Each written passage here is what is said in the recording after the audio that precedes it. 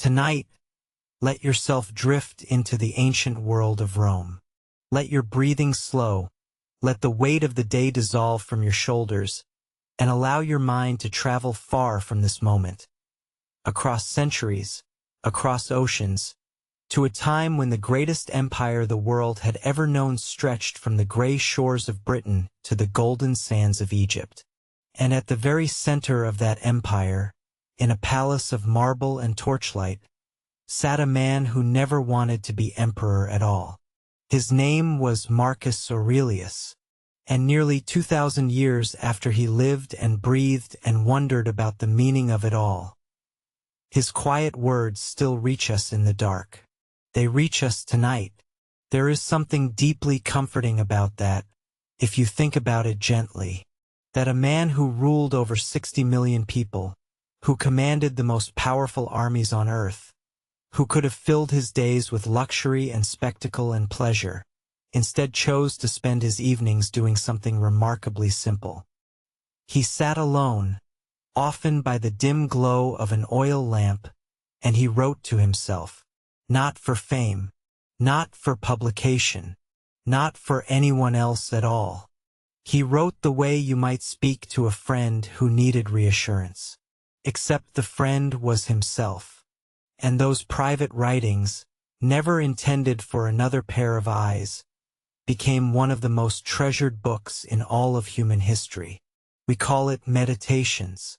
But Marcus never gave it a title. He never gave it to a publisher or a scribe.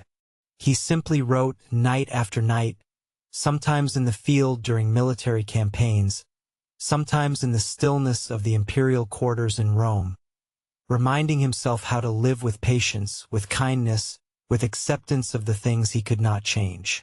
Imagine, if you will, the room where he might have written. The floor is cool stone, perhaps covered here and there with a woven rug. The walls carry the faint scent of cedar and old parchment. Outside, the city murmurs in its sleep, the distant sound of a cart rolling over cobblestones, the soft call of a night bird somewhere beyond the courtyard. And Marcus sits at a wooden table, his reed pen moving slowly across the page, pausing now and then to think, to breathe, to listen to the silence. He was not born into the imperial family, not in the way you might expect. His path to the throne was an unusual one, shaped by loss and by the quiet attention of others who saw something in him. A steadiness, a depth, a seriousness that was rare in a boy so young. Marcus was born in the year 121, in Rome, into a wealthy and respected family. His father died when Marcus was very young, perhaps only 3 years old. The boy barely knew him. He was raised instead by his grandfather, a man of dignity and restraint, and by his mother Domitia Lucilla, who was known for her generosity and her devotion to simple living despite the family's considerable wealth. There is a detail about his childhood that few people know. As a young boy, Marcus became fascinated with philosophy, not in the way children sometimes latch onto passing interests, but with a genuine and persistent devotion. By the age of 12, he had adopted the rough woolen cloak of the Stoic philosophers and began sleeping on a hard wooden board instead of his comfortable bed. His mother worried, as mothers do. She eventually persuaded him to place a thin animal skin over the board, a small compromise between philosophical discipline and a parent's love. It is a tender image, this serious boy, trying so hard to live according to his ideals, and the gentle hand of his mother softening the edges just enough. The Emperor Hadrian noticed young Marcus as well. Hadrian, who was aging and had no children of his own, was searching for a successor. Not just someone who could hold power, but someone who could hold it wisely. He saw in Marcus a rare quality. There is a story, perhaps partly legend, that Hadrian gave Marcus a nickname, Verissimus, meaning the most true. Whether the story is perfectly accurate or not, It tells us something about the impression this boy made on the most powerful man in the world. He was honest, unguarded, genuine in a world that rewarded deception. Hadrian's plan was intricate. He adopted a man named Antoninus Pius, on the condition that Antoninus would in turn adopt Marcus. And so the path was set. Marcus would one day become emperor, not through ambition or violence or scheming, but through a quiet chain of thoughtful decisions made by men who believed that wisdom mattered more than strength. And yet, Marcus did not rush toward that future. He spent his youth studying. He studied rhetoric and law, as was expected of a Roman nobleman, but his heart always returned to philosophy. He studied under some of the finest teachers of his age.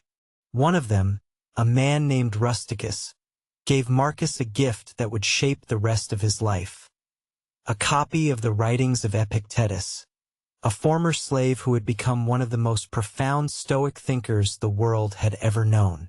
Imagine that for a moment. The future emperor of Rome, learning the deepest lessons of his life from the words of a man who had once been owned by another human being. There is something beautiful in that, something leveling. Wisdom, as the Stoics understood, does not care about your status. It comes to whoever is willing to listen. And Marcus listened. He listened for the rest of his life. When he finally became emperor in the year 161, at the age of 39, the world he inherited was not a peaceful one. There were wars along the northern borders. There were floods and earthquakes, and then came one of the most devastating plagues in ancient history. A pandemic that swept through the empire for years, killing millions, emptying towns, weakening the army. Marcus faced all of this not from a safe distance, but directly, personally, often traveling to the front lines, often exhausting himself in the service of an empire that seemed to demand more than any one person could give. And still, in the evenings, he wrote. He wrote things like this: "When you arise in the morning, think of what a privilege it is to be alive, to think, to enjoy, to love." Such a simple thought. And yet, coming from a man who had every reason to be bitter, every reason to feel crushed by the weight of his responsibilities, it carries a quiet power. He was not writing from comfort. He was writing from the middle of difficulty. And he was reminding himself, not anyone else, just himself, to notice the good, to begin again each morning with gratitude rather than dread. This is what makes Marcus Aurelius different from so many other figures of history. He was not a saint. He did not claim to have all the answers. He struggled. He doubted. He grew frustrated with himself, with others, with the endless demands of his position. But he kept returning to his principles the way a traveler keeps returning to a familiar road. Not because the road is easy, but because it leads somewhere worth going. The philosophy that guided him, Stoicism, is often misunderstood. People sometimes hear the word Stoic and think it means cold, unfeeling, shut down. But that is not what Marcus practiced. Not at all. The Stoicism of Marcus Aurelius was warm. It was deeply human.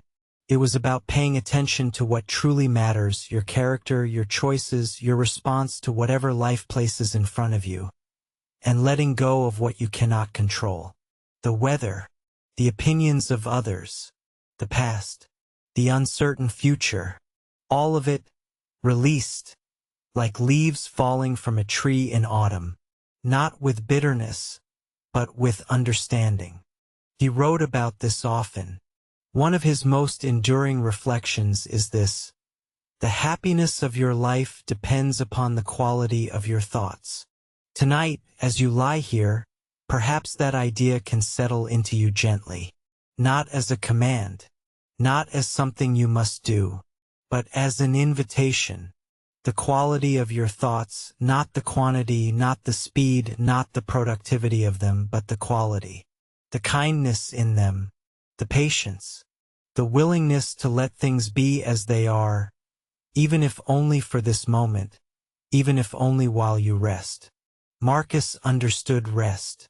He understood that the mind, like the body, needs time to be still. In a world that constantly pulled at him, generals seeking orders, senators seeking favors, provinces seeking aid, he carved out these small moments of quiet. And in those moments, he found something that all the power in the world could not give him. He found clarity. He found, again and again, the simple truth that a good life is not measured by what you accumulate or achieve, but by how you meet each moment as it comes. There is another detail about Marcus that is rarely told. Throughout his reign, he made a practice of selling off the imperial furniture and jewels whenever the empire needed funds, rather than raising taxes on his citizens. Gold dishes, silk garments, jeweled ornaments from the palace, he auctioned them publicly. It was not a grand gesture meant to impress. It was simply what he believed was right. The Stoic principle of placing the common good above personal comfort was not, for Marcus, an abstract idea. It was a daily practice. He lived it in small, concrete ways that most people never saw. And perhaps that is the most remarkable thing about him. He did not perform his virtue. He did not seek applause. The very fact that his personal journal survived is something of an accident of history. He never meant for us to read it. He was simply trying each night to be a little better than he had been the day before. Not perfect, just a little better, a little more patient, a little more aware, a little more at peace with the reality that life is brief, that it contains suffering as well as beauty, and that both can be met with grace. Tonight, you do not need to solve anything. You do not need to plan or decide or figure out what comes next. You can simply be here, breathing, resting, letting the old words of a Roman emperor settle around you like a blanket. He wrote them for himself, but they have a way of feeling as though they were written for anyone who has ever lain awake wondering if they are doing enough, being enough, living well enough. You are enough. That is not something Marcus ever wrote in exactly those words, but it is the feeling that lives beneath so many of his reflections.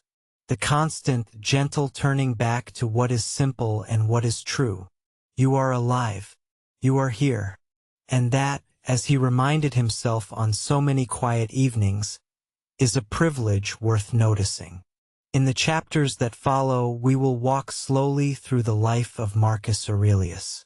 We will follow him from his boyhood studies to the marble halls of the Senate, from the frozen battlefields along the Danube River to the final, peaceful days of his life.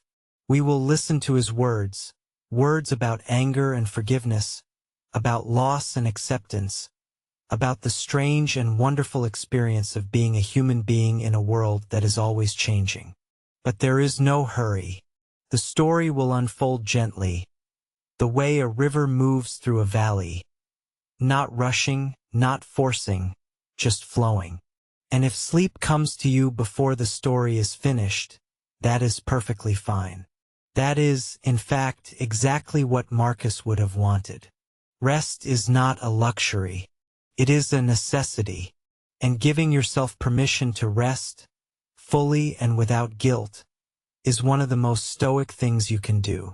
So let your eyes grow heavy. Let your body sink a little deeper into wherever you are lying. The ancient world is patient. It has waited nearly 2,000 years. Can wait a little longer while you sleep. And when you are ready, we will continue. We will go back to Rome, to the boy with the wooden board and the woolen cloak, and we will watch him grow into the man who would lead an empire, not with force but with thought, not with fear but with philosophy, not with noise but with a quiet voice, writing by lamplight, reminding himself of what matters most. For now, just breathe, just rest. The words will be here when you return. Let your body settle deeper now. Feel the warmth of the blankets around you, the gentle weight pressing you into the softness beneath. We continue our journey through the ancient world, back to a time when the fate of millions rested on the shoulders of a quiet, thoughtful boy. Marcus Aurelius was born on April 26th, in the year 121, in the heart of Rome. His family, the Anii, were not emperors or kings. They were something perhaps more interesting. They were among Rome's most respected aristocratic families, people who had earned their place through generations of public service, wisdom, and quiet dignity. His grandfather, Marcus Annius Verus, had served as consul 3 times, one of the highest honors in Roman political life. It was a household where duty was not a word spoken lightly. It was the very air they breathed. The boy's father, Marcus Annius Verus III, died when Marcus was only 3 years old. Imagine that for a moment. A child, barely old enough to form lasting memories, losing the man who should have guided him through the world. And yet, rather than being consumed by grief or lost to neglect, young Marcus was embraced by a family that believed in something greater than individual sorrow. His grandfather took him in, raised him in a home filled with books, conversation, and the steady rhythm of Roman civic life.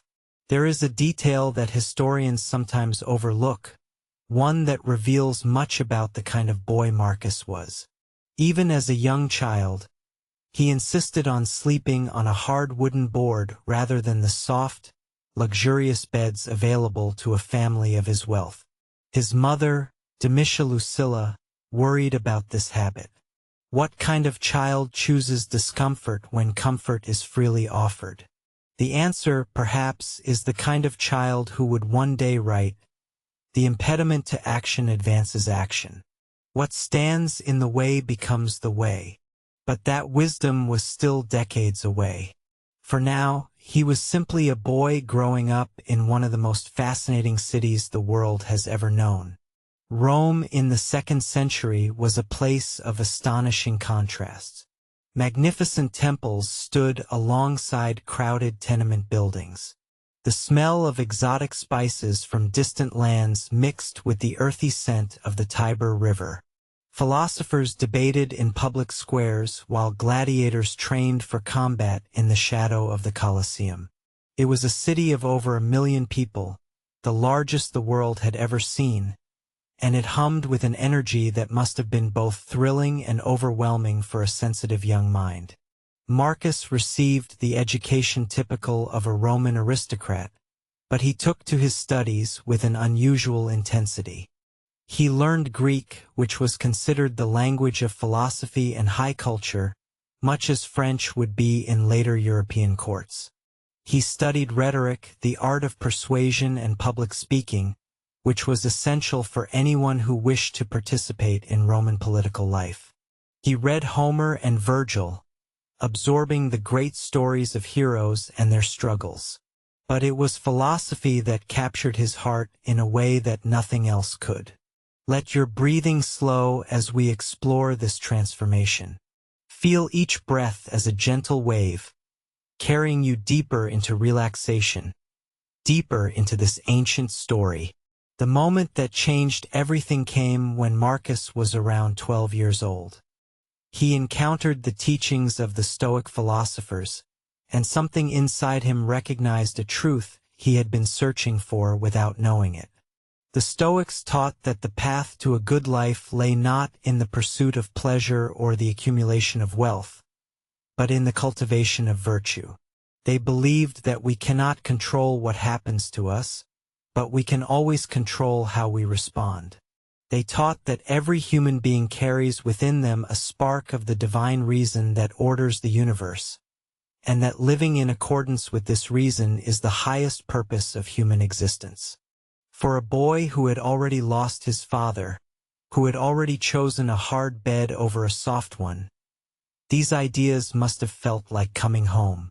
Here was a philosophy that did not promise comfort or ease, promised something far more valuable, promised a way to find meaning and peace regardless of what life might bring.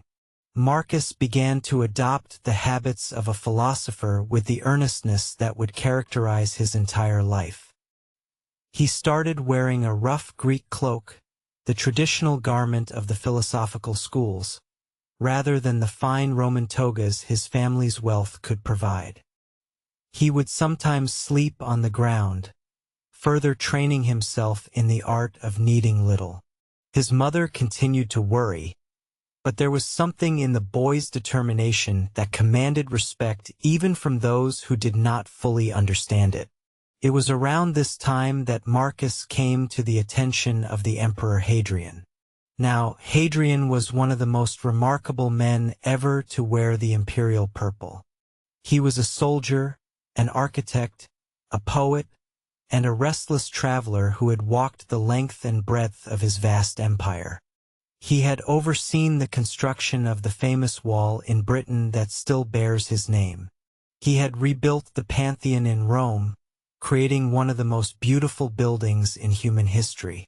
And he had an eye for talent, an ability to recognize greatness in its earliest, most unformed stages. What Hadrian saw in young Marcus was something rare. Here was a boy of noble birth who showed no interest in the usual aristocratic pursuits of hunting, gaming, and social climbing. Instead, he spent his time reading philosophy, practicing self-discipline, and asking questions about the nature of justice and the good life. Hadrian gave him an affectionate nickname, Verissimus, meaning the most truthful one. In a world where flattery and deception were the common currencies of power, this was perhaps the highest compliment anyone could receive. Let these thoughts settle around you like a warm blanket. There is no need to hold onto them tightly. Let them drift through your mind like clouds passing across a moonlit sky. Hadrian's recognition set in motion a chain of events that would shape the course of history. The aging emperor had no children of his own, and the question of succession weighed heavily on his mind. Rome had learned through bitter experience that the transfer of power could be a bloody and chaotic affair. Hadrian devised an elegant solution. He would adopt a successor who would in turn adopt his own successor, creating a planned line of stable leadership. Hadrian first adopted a man named Lucius Sionius Commodus, but fate intervened when Commodus died of illness before he could assume power. Hadrian then turned to Antoninus Pius, a respected senator known for his integrity and calm temperament. But Hadrian attached a condition to this adoption that revealed his true long-term vision. Antoninus must in turn adopt two boys, Marcus Aurelius, who was then about 17 years old, and Lucius Verus, the young son of the recently deceased Commodus. Imagine the weight of this moment. A teenager devoted to philosophy and the quiet life of the mind, suddenly thrust into the line of imperial succession. The most powerful position in the known world was being placed, however distantly, within his reach. Many young men would have been intoxicated by such a prospect. Marcus, characteristically, is said to have been more troubled than excited. When he learned of Hadrian's plans, he reportedly felt a deep sadness, as though he could already sense that the philosopher's life he loved was slipping away from him. Hadrian died in July of 138, and Antoninus Pius became emperor. He proved to be everything Hadrian had hoped, a wise, measured, and deeply humane ruler. For the next 23 years, Antoninus governed the empire with a steady hand, and during all that time Marcus served at his side, learning the art of leadership not from books alone but from the living example of a good man doing difficult work with grace and patience. Marcus watched how Antoninus handled crises without panic, how he listened to all sides of a dispute before rendering judgment, how he treated even the lowest servant with the same courtesy he showed to senators and generals. Years later, Marcus would fill an entire section of his meditations with the lessons he learned from this adoptive father, lessons about patience, about the importance of thorough deliberation, about the danger of being swept up in the emotions of the moment. From my father, Marcus wrote, I learned mildness and an unshakable commitment to decisions carefully made. I learned indifference to empty honors and a love of work and perseverance. During these years of preparation, Marcus continued his philosophical studies with some of the greatest teachers of the age. He studied with Apollonius of Chalcedon, who taught him to remain constant in the face of sharp pain and personal loss. He studied with Sextus of Carinthia, a grandson of the great Plutarch, who showed him what it meant to live without pretension. And he studied with Junius Rusticus, perhaps the most important of all his teachers, who introduced him to the discourses of Epictetus. Epictetus was a former slave who had become one of the most influential philosophers in Roman history. His teachings, recorded by his student Arrian, would become the foundation of Marcus's own philosophical practice. Epictetus taught that freedom is not a matter of external circumstances. A slave can be free in spirit, while an emperor can be enslaved by his own desires and fears. This teaching must have struck Marcus with particular force, knowing as he did that an emperor's throne awaited him, and knowing too that such power could corrupt even the strongest soul. Let your mind rest with these images of the young Marcus, studying by lamplight, walking through the gardens of the imperial palace, slowly and carefully preparing himself for a role he never sought but would fulfill with extraordinary dedication. There is something deeply peaceful about watching a person grow into their purpose, about seeing the quiet accumulation of wisdom that comes from years of patient study and self-examination. The years passed, and Marcus grew from a thoughtful boy into a serious, deeply principled young man. He married Faustina, the daughter of Antoninus Pius, in the year 145. By all accounts, he loved her dearly, though their marriage, like all marriages, would have its share of challenges and sorrows. Together they would have 13 children, though tragically only 5 would survive to adulthood, a reminder of the fragility of life that even an emperor's wealth and power could not overcome. As you drift deeper towards sleep, carry with you this image of Marcus in his years of preparation. A young man who did not seek power but prepared himself for it with extraordinary care. A philosopher who knew that the truest test of wisdom is not what we think or say, but how we live. A human being who understood, even in his youth, that the path to peace lies not in avoiding difficulty, but in meeting it with clarity, courage, and an open heart. The night is quiet around you now. The ancient world grows soft and hazy at the edges, like a painting seen through candlelight. Marcus is there, still young, still learning, still becoming the person he was meant to be. And in that becoming, there is a lesson for all of us. We are all always in the process of becoming, and that process, with all its uncertainty and struggle, is not something to fear. It is the very substance of a meaningful life. Rest now. Let the story carry you. There is more to tell, but it will wait for you, patient as philosophy itself, ready whenever you are ready to continue the journey. And so we come to the day the crown passed to him. It was March of the year 161, and Antoninus Pius, the man who had been both emperor and father figure to Marcus, lay dying. The accounts tell us that Antoninus spent his final hours calmly, as though death were simply the next appointment on a long and well-ordered schedule. He gave the golden statue of Fortuna, a symbol traditionally kept in the emperor's bedchamber, to Marcus. He spoke a single word to the captain of his guard when asked for the night's watchword. The word was equanimitas. Equanimity, a fitting final instruction from a man who had governed with steadiness for more than 2 decades. Marcus was 39 years old. He had spent the better part of his life preparing for this moment, and yet, by every account, he did not welcome it. He wept at the death of Antoninus. He resisted the Senate's insistence that he take the throne immediately. And in one of his first acts as emperor, he did something that had never been done before in Roman history. He insisted on sharing power. Marcus elevated his adopted brother Lucius Verus to the position of co-emperor, equal in title, equal in authority. This was unprecedented. Rome had always had one supreme ruler. The idea of 2 emperors governing side by side was as strange to the Roman world as it might seem natural to us today. But Marcus did not want sole power.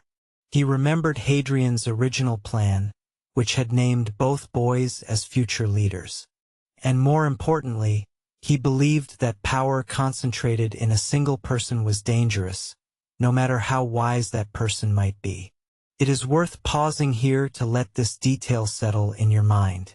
Imagine being given absolute authority over the known world, the armies, the treasury, the laws, the lives of 60 million people, and your first instinct is to give half of it away.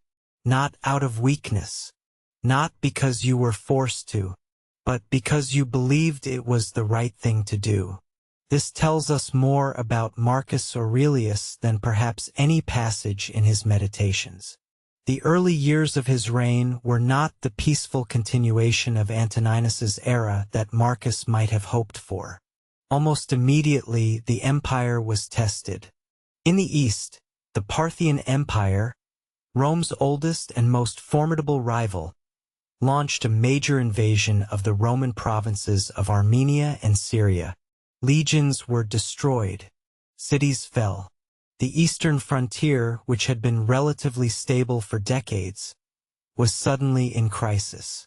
Marcus sent Lucius Verus to lead the campaign in the east, while he himself remained in Rome to manage the vast machinery of imperial government. The war lasted several years and was ultimately successful. The Roman legions pushed the Parthians back and recaptured the lost territories. But victory came at a terrible, unforeseen cost. The soldiers returning from the east brought something back with them, something invisible and devastating. It was a plague. We know it today as the Antonine Plague, named after the dynasty of emperors to which Marcus belonged. Modern scholars believe it may have been smallpox, though we cannot be entirely certain. What we do know is that it swept through the empire like a slow, relentless tide. It moved from military camp to military camp, from city to city, from province to province. At its worst, it may have killed as many as 2,000 people a day in Rome alone. Over the course of 15 years, it claimed the lives of between 5 and 10 million people across the empire. Try to imagine the weight of that. You are the emperor. You are responsible for everything, the army, the economy, the law, the well-being of your people. And now a sickness is moving through your world that you cannot fight, cannot negotiate with, cannot stop. The physicians of Rome had no understanding of how the disease spread. There was no treatment, no vaccine, no way to protect the vulnerable. People simply fell ill, and many of them died. Rich and poor, soldier and civilian, senator and slave, the plague did not discriminate. Marcus did not retreat from this crisis. He did not hide in his palace or flee to one of his country estates, as some rulers might have done. Instead, he did something that reveals the very core of his character. He opened the imperial treasury. He auctioned off the palace furnishings, gold dishes, silk robes, jeweled ornaments, even his wife's collection of fine garments, to raise funds for the relief effort. He refused to raise taxes on a population already suffering. He took the burden upon himself and upon the wealth of the imperial household. There is a record, preserved in the ancient histories, that Marcus personally oversaw the funeral rites of plague victims in Rome, ensuring that even the poorest citizens received proper burial. In a society that was deeply concerned with the rituals of death, this was not a small gesture. It was an act of profound respect for the dignity of every person, regardless of their station. And it was entirely consistent with what the Stoics had taught him, that every human being shares in the same rational nature, the same spark of the divine, and therefore deserves the same basic measure of care and honor. While the plague was still raging, a new threat emerged along the empire's northern frontier. The Germanic and Sarmatian tribes beyond the Danube River, peoples who had been held in check for generations by Roman military strength, sensed that the empire was weakened. They began to raid across the border, burning villages, seizing livestock, and testing the depleted Roman defenses. What began as scattered raids soon escalated into a full-scale invasion. Marcus had no choice but to go to war. This was not a war he wanted. It was not a war he had provoked. It was simply the situation that life had placed in front of him, and like a good Stoic, he met it with the only tools he trusted: duty, discipline, and a steady refusal to be overwhelmed by what he could not control. He traveled north to the Danube frontier and spent much of the next decade there, living in military camps, enduring harsh winters, managing a war that stretched across hundreds of miles of forest and river and open plain. He was not a natural soldier. He was a philosopher by temperament, a man who would have been happiest in a library or a garden, discussing ideas with friends. But he led his armies with competence and courage, earning the respect of his soldiers through his willingness to share their hardships rather than directing the war from a comfortable distance. It was during these long, difficult years on the frontier that Marcus wrote much of what we now call the Meditations. Picture him in his tent at night, after the day's councils and inspections and decisions have been made. The camp is quiet except for the occasional call of a sentry. The air is cold. Winter along the Danube is bitter, far colder than anything Marcus would have known in Rome. A single lamp burns on his small wooden table, and he writes. He does not write about strategy or politics. He does not record the events of the day. Instead, he writes to himself about how to live, how to remain calm in the face of difficulty, how to treat others with fairness and patience even when they do not deserve it, how to accept that some things are beyond your control without losing your sense of purpose or your will to act on the things that are within your reach. You have power over your mind, not outside events, he wrote. Realize this, and you will find strength. These words were not written from a place of comfort or safety. They were written in the middle of a war, in the middle of a plague, by a man who was exhausted and grieving and carrying a weight that would have crushed most people. And yet the words are calm. They are clear. They are gentle even, as though Marcus had found, in the very act of writing, a small space of peace within the storm. He wrote about death often, not with fear, but with a kind of quiet acceptance. The Stoics believed that death is a natural part of life, no more to be feared than the changing of the seasons. Marcus reminded himself of this again and again, perhaps because he needed to. He had lost children. At least 5 of his 13 children died in infancy or childhood, a grief that no philosophy can fully ease. He had lost friends and mentors and fellow soldiers. He had watched the plague carry away people he loved. And through it all, he kept writing. He kept reminding himself that life is brief, that it is precious precisely because it is brief, and that the only proper response to its brevity is to live each day with as much integrity and kindness as you can manage. There is a passage in the Meditations where Marcus compares human life to a river. Everything is flowing, he says. Our bodies, our thoughts, our experiences. All of it is moving, changing, passing away. Nothing stays. Nothing is permanent. And rather than finding this thought depressing, Marcus finds in it a kind of freedom. If nothing lasts, then there is no point in clinging. No point in hoarding. No point in being afraid of loss, because loss is simply the nature of things. What matters is not how long you hold something, but how you hold it while it is yours. Tonight, as you lie here in the quiet, perhaps you can feel something of what Marcus felt on those cold nights along the Danube. Not the hardship, you are warm, you are safe, you are resting, but the stillness. The sense that for a few moments, at least, the world has slowed down enough to allow you to simply be. To breathe. To let your thoughts drift like leaves on that river Marcus described, moving gently, going wherever the current takes them, without resistance, without effort. Marcus did not find peace by escaping his circumstances.